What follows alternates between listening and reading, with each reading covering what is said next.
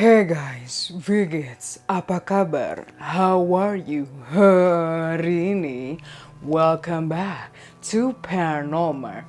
In today's video, first of all, gua nggak pernah tahu ya bahwa film The Orphan, ya film yang ini itu bener ada kejadian nyatanya. Maksud gue bener-bener hampir sama percis sama yang di dalam film itu. So basically, kalau kalian belum nonton film itu, well, warning, spoilers alert, karena gue emang mesti ngejelasin juga. And emang kasus yang mau gue omongin dalam konten ini nyambung banget sama film itu. So, recap singkat film The Orphan. Jadi The Orphan itu ada suatu keluarga di mana si keluarga ini sebenarnya udah punya anak kandung, tetapi mereka punya inisiatif untuk mengadopsi anak lagi.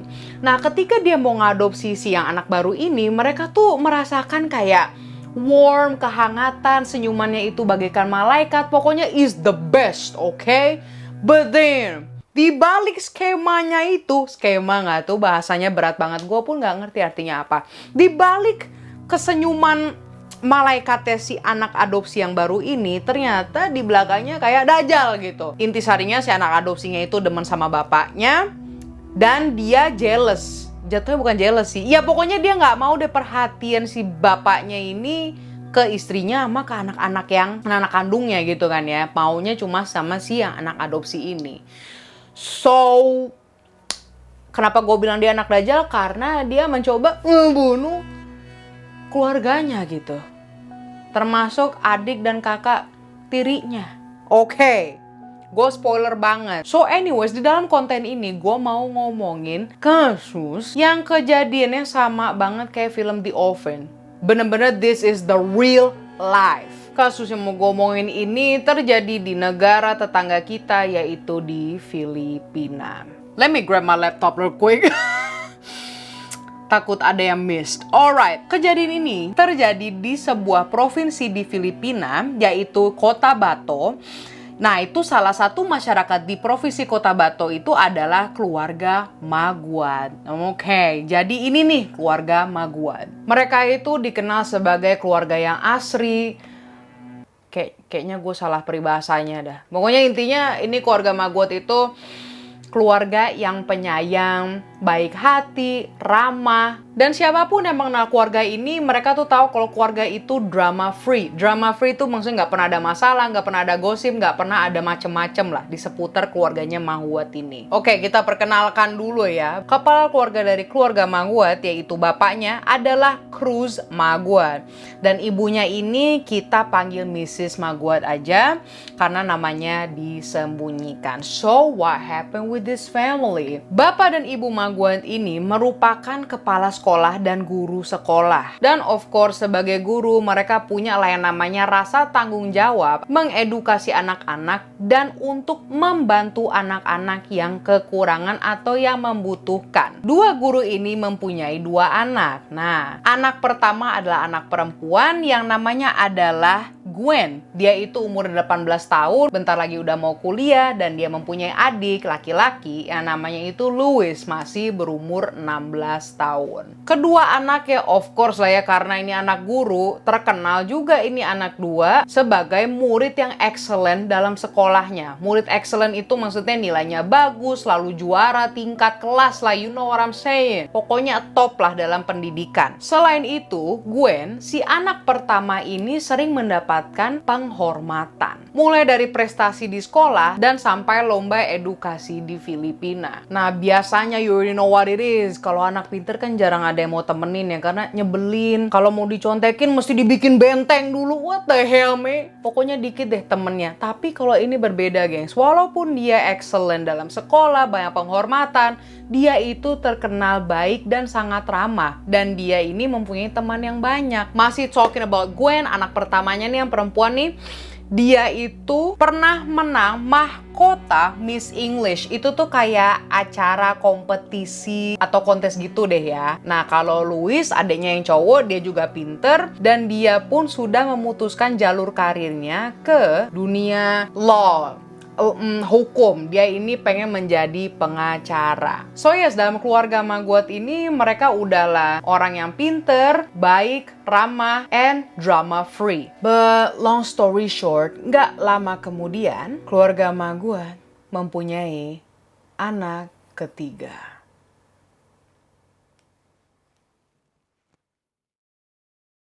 Anak ketiga. Anak ketiga bukan ya? Karena hubungannya dengan si anak yang keluarga Maggot ini adopsi, yes, ini adalah anak adopsi. Well, kalian bakal bisa lihat sendiri sih nanti hubungannya kayak gimana. Anak adopsi yang diadopsi oleh keluarga Maggot ini namanya adalah Janice. Dia masih berumur 17 tahun, yaitu di atasnya si Louis dan di bawahnya Gwen. Nah, identitas dan cerita belakangnya si Janice anak adopsi ini itu belum kebuka semua. Maksudnya masih dikit lah informasinya.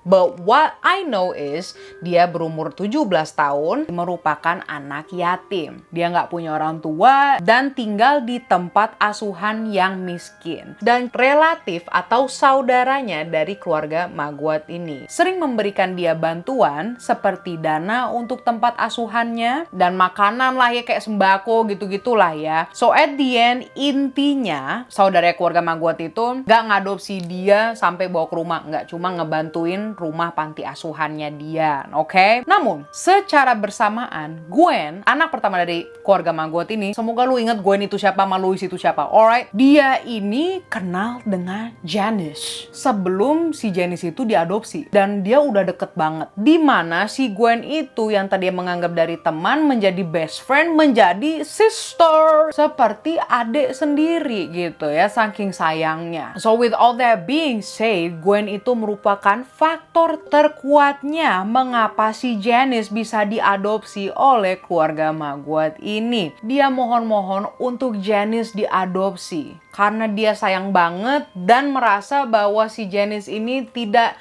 layak lah tinggal di sana. Maksudnya she deserve better, layak disayangi, mempunyai rumah, dikasih makanan sama seperti Gwen. Itulah yang dia harapkan. But you know what? Terserah lu mau bilang apa ke gua, alright? Tapi ini tuh menurut gue ya suatu hal yang sangat besar sih. Dimana gini gengs, ini keluarga Maggot itu bukan keluarga orang kaya. Mereka itu keluarga yang biasa-biasa. Mereka udah punya 2 anak, literally anak kandung yang udah besar dan bentar lagi mau kuliah, yang udah pasti pengeluaran menjadi lebih lah ya. Nah terus mereka mau ngadopsi anak remaja lagi. Kalau lu bilang ya rezeki mah nggak bakal kemana-mana, yang penting niat baiknya. Look what the heck happened? You gon' find out, alright? Anyways, balik ke topik lagi. Mohon maaf, gue udah emosi duluan. Intinya dari situ kalian bisa lihat sendiri bahwa keluarga Maggot itu benar-benar open hearted, gak cuma ramah doang, tetapi memang orang yang mempunyai tabiat baik, keluarga baik-baik. Ya udahlah, si Janice ini akhirnya di welcome dengan hangat, dikasih kasih sayang, dikasih makan. Bahkan ketika saudaranya itu pada mengunjungi rumah keluarga Maggot, mereka pun bilang bahwa Janice itu nggak bisa lepas dari Gwen sama sekali. Bener-bener berduaan terus, bercandaan terus. Kemana si Gwen pergi, Janice ngikut. Janice kemana, Gwen ngikut. Jatuhnya bener-bener udah kayak kakak adik beneran gitu. Even gue ngomongin Louis, gue sampai lupa. Louis tuh yang adik cowoknya, dia itu rela-relain kamarnya Louis yang sempit itu dikasih buat Janice. Biar Janice itu punya privasi sendiri, bisa taruh barang-barangnya. Dan dikarenakan itu rumah yang sederhana, kamarnya terbatas, si Louis akhirnya merelakan kamarnya dan tidur pakai ambal di ruang tamu mereka. Literally mereka sampai segitunya sayang sama si Janice.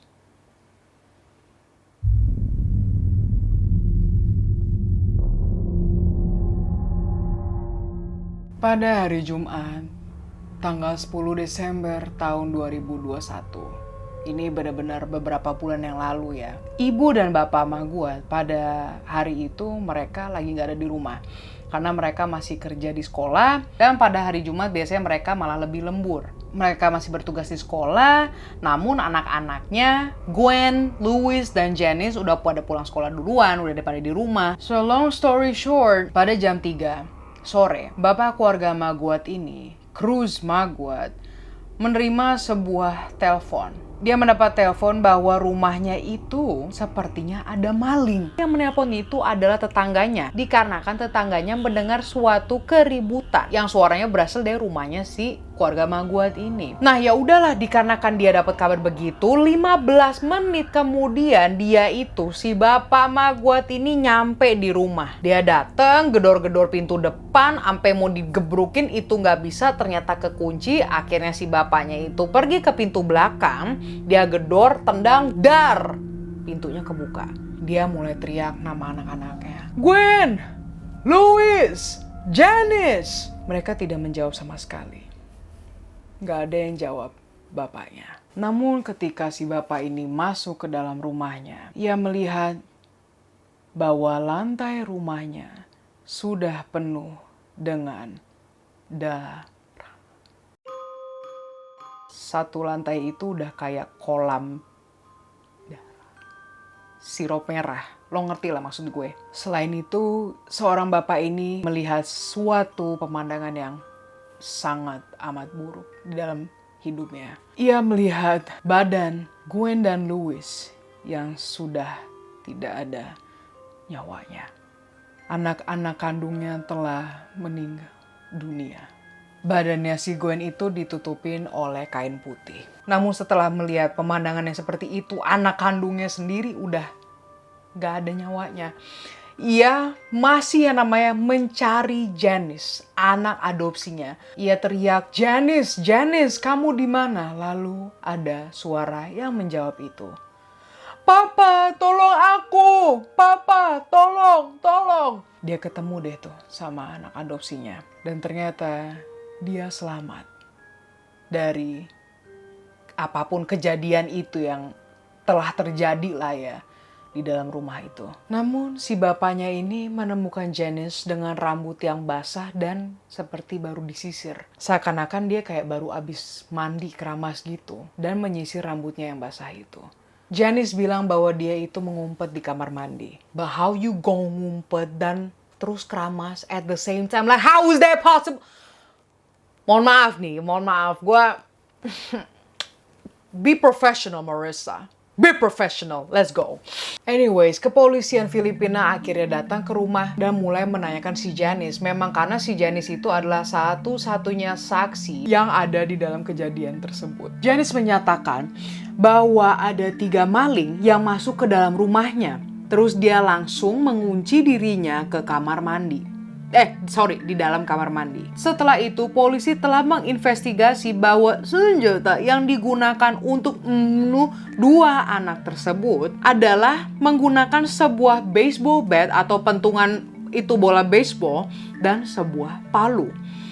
Nah, seremnya si Gwen dan si Louis ini brutal gitu. Gue nggak mau show the picture lah ya, nggak mungkin lah gue kasih fotonya. Lu kalau misalnya kepo cari sendiri. Tapi menurut gue jangan sih, ngeri. Intinya kalau gue bisa jelasin sih, secara singkat ya, di mukanya tuh banyak penyok gitu. Dan nggak cuma satu spot, ada beberapa yang pecah gitu. Dan yes, getokannya itu nggak cuma satu spot, tapi ada beberapa. Selain itu, polisi juga menemukan selama kejadian tersebut, di jam 3-an ya, mereka menemukan bahwa Janice juga post sesuatu di Facebook. Dia kayak bikin status gitu di Facebook seperti ini. Tolong aku, semuanya, tolong aku. Ada seseorang yang masuk ke dalam rumahku. Aku sedang mengumpat di dalam kamar dan ada emoji nangis tapinya. Pakai emoji dong. Sempet-sempetnya buka Facebook dan ngepost pakai emoji, bukan telepon polisi gitu. Polisi akhirnya juga menemukan sebuah botol pecah, palu, dan tongkat baseballnya. Nah ini nih, senjatanya ketemu. But with all that being said, polisi percaya dengan statementnya atau pernyataannya Janice. Karena ini pembunuhan yang cukup brutal. Dan udah pasti seseorang dewasa lah yang bisa melakukan seperti ini teganya. We'll see about that. Dikarenakan mereka belum sempat dapat hasilnya siapakah pelakunya, kepolisian di Filipina mulai membuat sebuah poster bantuan. Jika mereka tahu siapa atau kebetulan melihat 3 pria yang suspicious atau mencurigakan dan berada di areanya rumah Maguad ini, tolong informasikan ke kepolisian dan mereka akan diberikan sebuah reward atau hadiah berupa uang lah ya. Gak nyampe seminggu, semenjak info itu beredar di mana-mana, netizen dan polisi juga sebenarnya tidak perlu mencari lagi sih siapa pelakunya. Dari POV-nya netizen, mereka pun mayoritas tidak mempercayai statement atau pernyataan dari Janice, sama sekali enggak. Karena banyak hal-hal yang lebih gak masuk akal dari perkataannya si Janice ini atau perbuatannya dia. 1. Menurut statistik dari kriminologi, maling kalau mau maling rumah dan jikalau mereka kepaksa untuk membunuh karena ketahuan lah ya atau apa, mereka langsung dare atau langsung udah selesai. Nah ini kok kondisi mayatnya brutal gitu. Maksudnya kayak seakan-akan kayak dendam banget. Kedua, maling tujuan utamanya buat nyolong kan ya? Setidaknya nyolong TV gitu kan, magic jar atau apa nggak tahu lah ya. Nah di dalam rumah Maguad ini tidak ada satupun yang dicolong. Emas, duit, dan barang berharga lainnya itu masih ada di sana. Bahkan uang kertas yang sengaja ditinggalkan di konter dapur gak diambil sepeser pun. Jadi bener-bener intact, gak ada apapun yang diambil. Ketiga, senjata yang dipakai untuk membunuh 2 anak tersebut adalah barang punya keluarga Maguad ini. Palu yang ditemukan merupakan palu punya bapak Maguad ini. Dan letak palunya si bapak ini ditaruh di area laundry dekat mesin cuci. Dan yang tahu letaknya itu cuma Janice dan Gwen. Karena yang bertugas untuk mencuci baju dan mengeringkan baju itu adalah Janice dan Gwen. Kedua, pentungan baseball atau baseball bat itu miliknya Louis Maguad, anak keduanya yang cowok itu. Dan letak tongkat baseballnya itu berada di dalam lemari pakaiannya di dalam kamarnya Louis. Lo masih inget kan kalau kamarnya Louis itu dipakai sama Janice. Jadi yang tahu keberadaan tongkat baseballnya itu adalah Louis dan Janice. Now the thing is, maling gak mungkin lah ya namanya mondar-mandir dulu ke kamar ini itu mencari sebuah senjata gitu. Dan gak nyolong apa-apa gitu ya. In conclusion, berarti si pelaku sudah tahu di manakah letak senjatanya tersebut. I'm not done yet, gue belum selesai.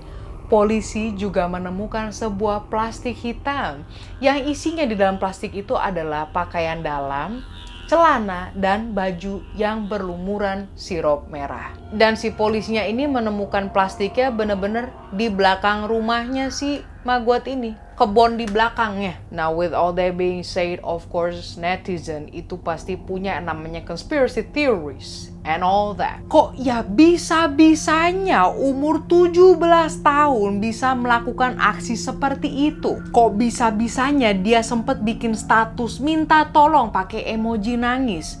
Intinya netizen Filipina tuh positif banget bahwa pelakunya itu si Janice. Karena evidence-nya dari polisi pun itu sangat membantu. Selain dari bukti-bukti kepolisian, bapaknya Cruz Maguad ini juga bilang bahwa ada sesuatu yang aneh karena ketika kejadiannya hari itu di mana dia ketemu si Janice tuh ya, yang kan dia dipanggil Janice. Dia memanggil si Cruz Maguad papa. Loh, emangnya manggil apa, Mar? Kan itu udah diadopsi anaknya. Pastilah dia manggil orang tuanya papa, mama. No. Jadi, Janice gak pernah manggil mereka orang tuanya sebagai papa mama.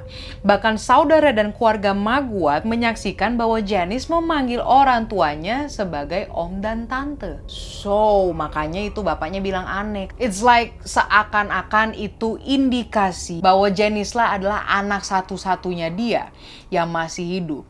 Gak ada lagi tuh Gwen atau Louis, cuma gue. Gitulah umpamanya. Selama investigasi, Janice menghapus postingannya yang di dalam Facebook itu. Yang tadi yang kayak Tolong semuanya, tolong, yang pakai emoji nangis itu dia hapus. Lalu nggak lama kemudian dia bikin posting lagi nih di Facebook, naruh status lagi. Dia membuat status kayak dia sedang berngapung. Berkabung, anjir, aduh, berngapung lagi, berkabung. Ada yang aneh lagi nih, dari status postingan Facebooknya yang layak berkabung ini kok pakai emoji nangis lagi. How in the hell you just lost your damn siblings and you put an emoji on your damn postings? Like nobody can do that. Tapi nggak lama kemudian itu status dihapus lagi. Cuma netizen Filipina juga cepet gengs, dia udah screenshot. Lalu setelah investigasi lebih lanjut, memang si Janice itu telah diketahui ya, beberapa kali ketahuan bahwa dia itu sering nyolong lah, kayak barang-barangnya Gwen atau duit yang ditinggalin yang harusnya bukan buat Janice tapi Janice ambil. Bahkan pernah lancang juga dia telah mengambil beberapa uang dari dompet si ibu angkatnya ini. Tetapi keluarga Maguire tetap memaafkan dia karena mereka mikirnya ini anak muda nih, masih labil nih pikirannya. Tetapi nggak cuma itu aja. Nah, pacarnya si Janice ini juga menyatakan sesuatu ke polisi. Dia ngasih lihat chatnya antara dia dan Janice bahwa si Janice ini sering sekali yang namanya komplain dengan keluarga barunya itu ke pacarnya. Bahkan dia sering yang namanya ngatain keluarga Maguire ini beberapa kali kalau keluarga ini terlalu miskin. Anak dajal. Ih, Kak Marissa kok gitu kan ya, anak yatim Kak, jangan begitu Kak. Bitch, if you still ngedukung aksinya Janice, look, Janice anak yatim. Is she really though? Apa dia bener anak yatim? We're about to find out, okay. Telah diketahui pada bulan Juli tahun 2021, Janice ini mengaku sebagai anak yatim piatu. Dan dia masuklah di rumah panti asuhan yang kurang memadai ini. Janice ini bukan anak yatim piatu, gengs. Not at all. Orang tuanya dia itu telah terpisah.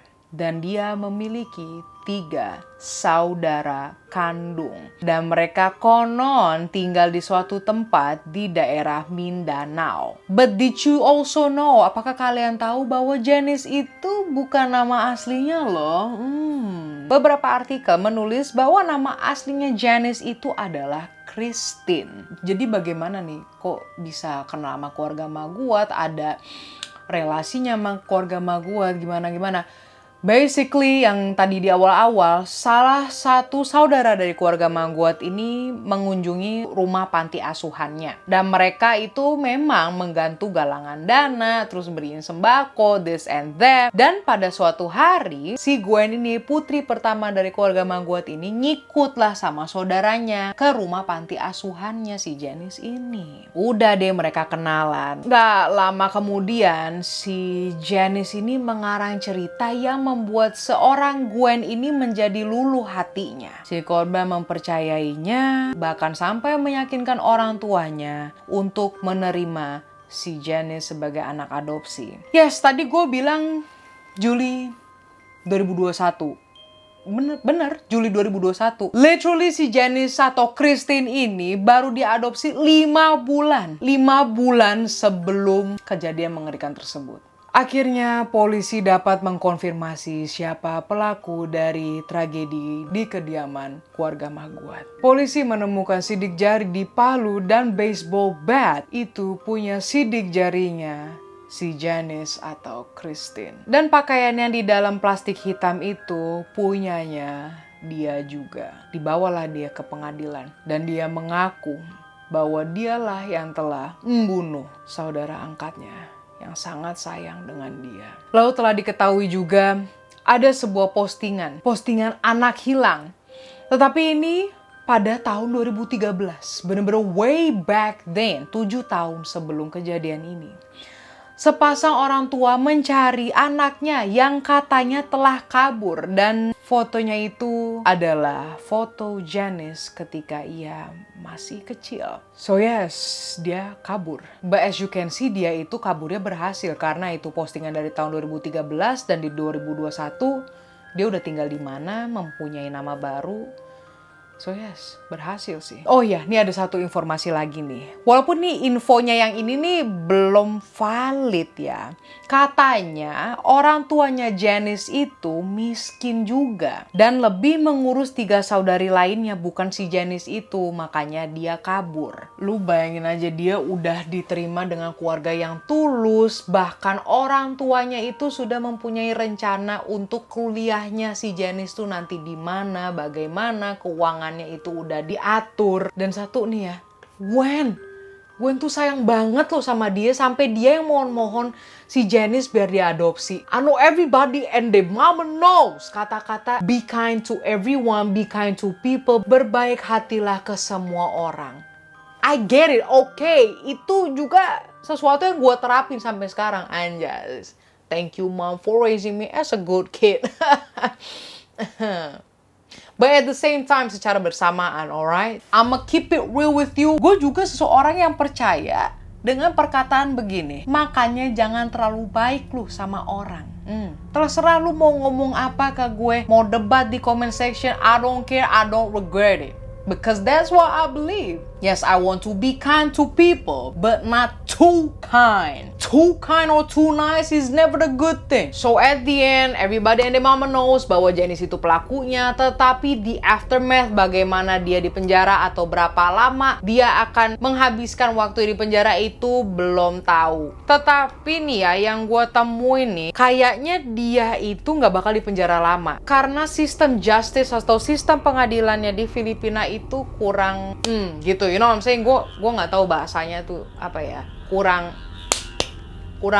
kalau dibilang kurang adil nanti gue dikira sok tahu, tapi intinya yang gue dapetin beritanya itu netizen di Filipina pun tuh masih ngamuk atas keadilan buat keluarga Maguat ini karena si Janice itu katanya di penjaranya tuh nggak nyampe setahun. I can't even comment, I don't know what to comment, but I want to know your comment. That's smooth. Kayaknya gue bakal pakai line itu deh. I don't know what to comment, but I want to know your comment. Okay, that's it. Well, I guess this is it, guys. Ini videonya lumayan panjang, mampus lah gue ngedit ya. Don't forget to like and subscribe. I'll be appreciated if you do that. And also follow your girl's Instagram for more updates. And I will see you di hari Kamis dan Minggu. Always Kamis dan Minggu jam 7. Alright. Thank you and I love you guys.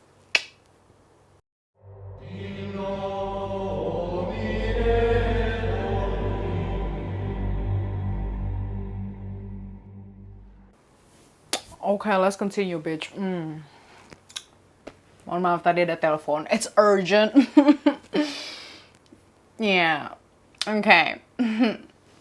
Pada hari Jumat,